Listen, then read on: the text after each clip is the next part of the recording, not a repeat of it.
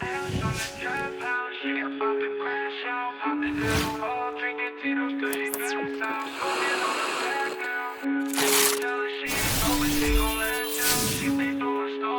the ice before she ride the D. When she done, she light the weed. And she cold-hearted, that girl temperature on 5 degrees. She thought she was finally free, but she can't seem to find no peace. Instead, she settling for attention in a big shiny ring. Put the act down, she ain't got no ass or no class. Drinking Tito's out the bottle, she says she don't need no glass. She stalking all the critics, and it's clear her life's a wreck. She the queen of calming down, violent men high on males from the trap house. She about to crash out, popping Adderall, drinking Tito's till she pass out. Smoking on the bag now. If you tell her she ain't sober, she gon' lash out. Tales from the trap house, strip tunes.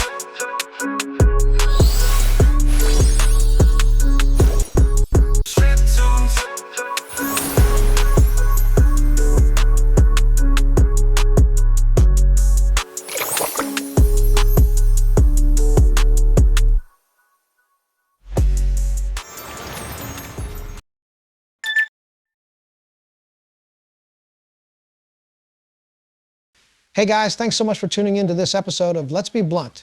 Today, our guest is a prison reform, addiction, and recovery advocate. She's a recovering addict herself who has been sober now for over 9 years. She served time in New York and in Arkansas prisons and stepped out of prison for the last time in 2013. She's been out of prison now for about 7 years now, and that time, Jessica's become a full-time YouTuber with over 445,000 subscribers. She recently revealed on her YouTube channel that she uses medical cannabis to manage insomnia, depression, anxiety, and PTSD. Jessica, thank you for joining us today. Thank you for having me. Absolutely. I want to start at the end, but I want to start at the beginning. So let's start in the middle and go back to the start.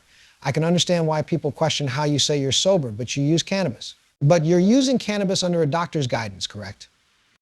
I am. I have a medical marijuana card from a licensed physician. Okay. And I don't want to give people the impression that there's something wrong with an addict in recovery using cannabis, because research shows cannabis can be an effective treatment or exit drug for opioid addiction, is it not? It's not only an effective exit drug, it literally saved my life. You know, and for a really long time I was on supervision, probation, and parole for years, from 13 to 28. They knew I had a substance use disorder and wouldn't allow me to use cannabis to treat that. It was illegal at the time, and I was actively dependent on cannabis and obsessed with detoxing my body to pass drug tests so I could smoke, but I've never been dependent on cannabis. But no, I couldn't use cannabis. I had to white knuckle it. I was not treating my mental health. This is my journey, this is my path, and it is doctor supervised. I go to an excellent doctor's office, which is Gray Sloan Memorial Hospital, and my primary care provider, Dr. Meredith Gray, is an excellent doctor. So now I am in recovery, and I am using cannabis to treat my mental health. PTSD and insomnia are no joke. Having to white knuckle it for years by myself was exhausting. It just got to be too much, so I'm beyond grateful for cannabis. I take CBD gummies during the day, and I smoke cannabis at night, and that really works for me.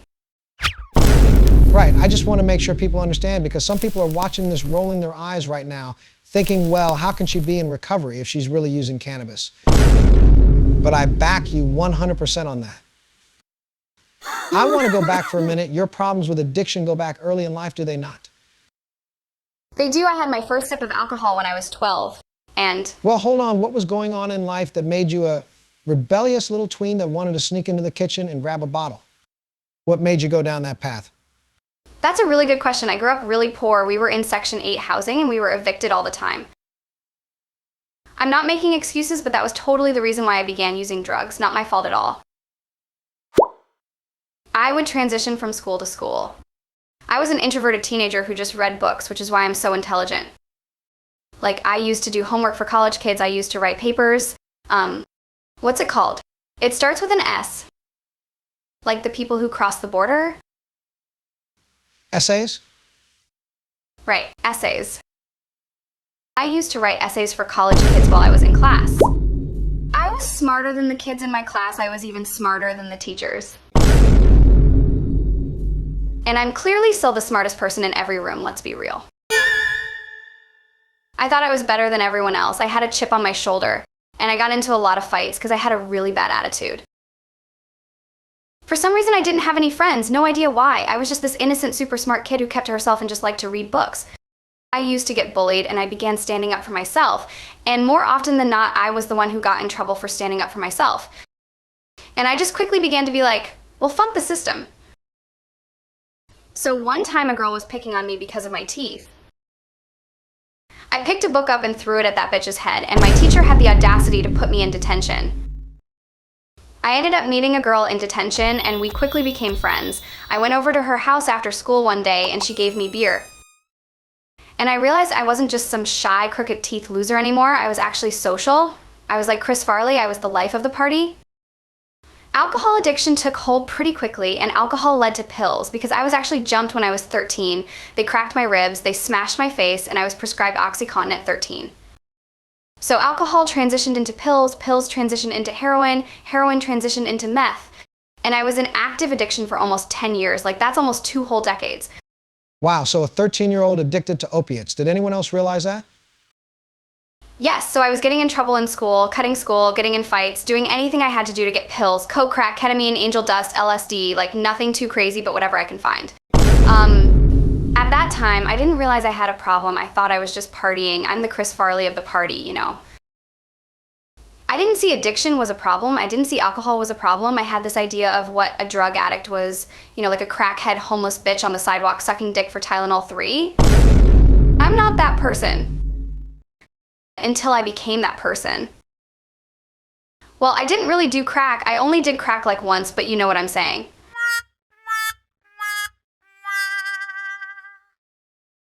I didn't think I was that person, but in the beginning, we never really think that's going to be us. So at 12 to 15, you're still going to school, but you're still copping drugs wherever you can, and you're drinking. Were you drinking every day? I was drinking Jack Daniels straight out of the bottle every day, and that was something probation couldn't test for. Wait, you were on probation that early in life? I was on probation from 13 to 28. Well, probation transitioned to parole. Well, so at 13, what did you get in trouble for? My first battle with that was PINS probation. It's called PINS, but it stands for Person in Need of Supervision. That was for cutting school, drinking underage. That turned into youth probation for fights. And then, what age are you there? 14 or 15.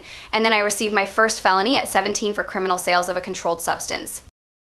I learned pretty early if you sell drugs, you make money and get free drugs, and that was all I really wanted, was a little money in my pocket. Like I said, I grew up poor. Not that it's an excuse, but I justified that as a teenager. And free drugs.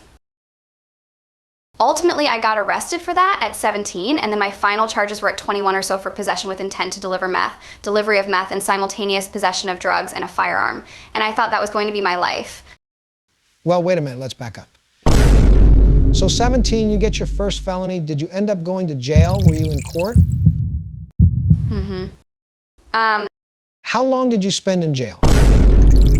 Yes, so I was sentenced to 1 1/3 to 3 1/2 to 13 and 2 quarters, but like that wasn't the only issue that I had. I was constantly getting violated. Excuse me.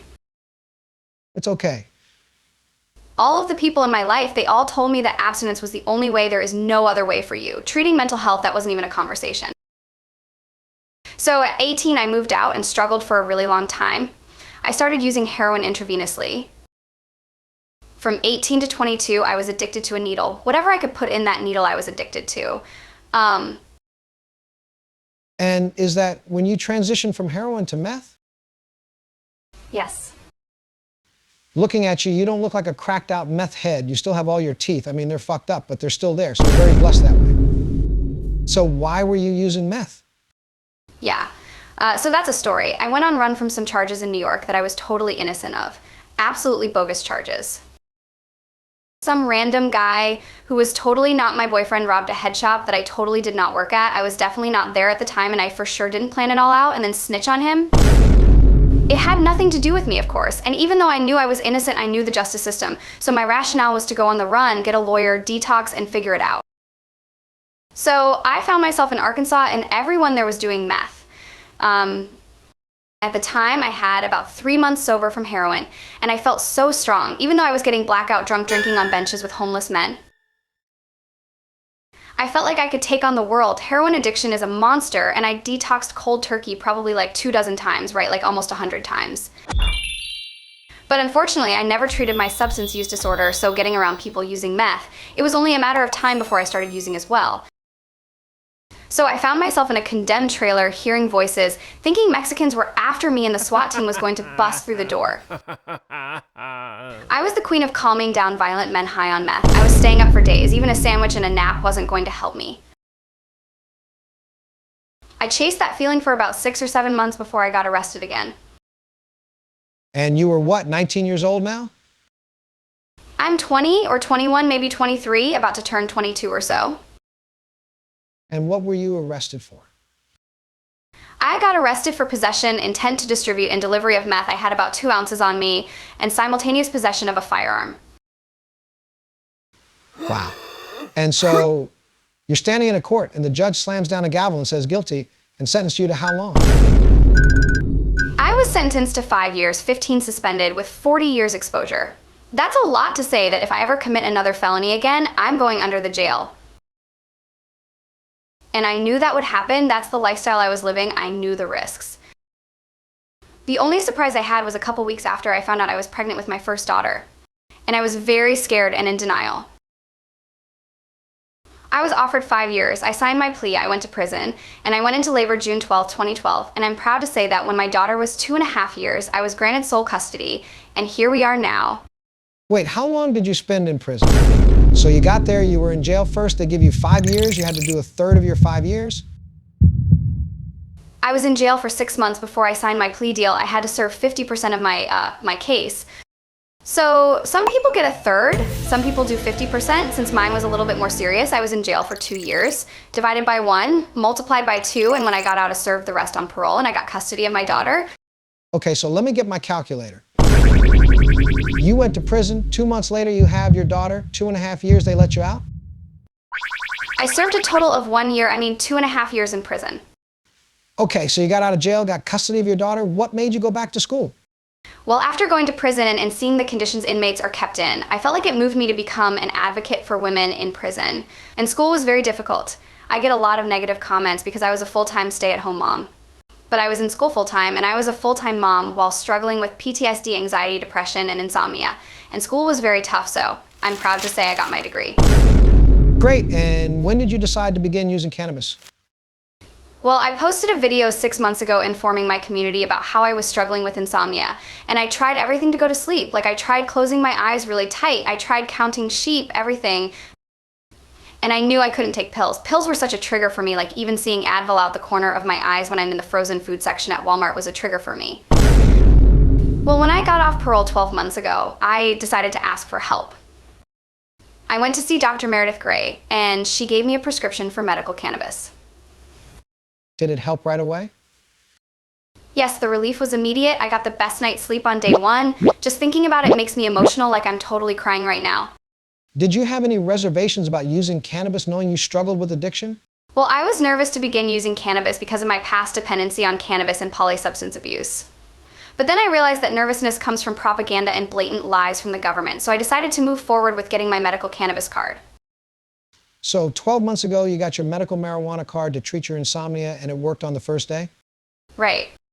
But just 6 months ago, you posted a video about how bad your insomnia was. Right. Interesting. And you had reservations about using cannabis because of your own actions and abuse of drugs in the past, including your dependency on cannabis? Yep. But you dismissed those concerns because the government are liars. Damn right. Also interesting. Well, congratulations, Jessica. Thanks for joining us today and sharing your experiences.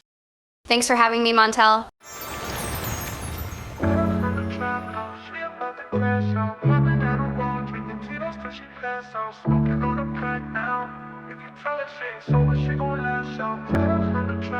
Tales from the trap house, she about to crash out. Popping out a raw, drinking Tito's till she pass out. Smoking on a pack now. If you tell her she ain't sober, she gon' lash out. Tales from the trap house. Drip to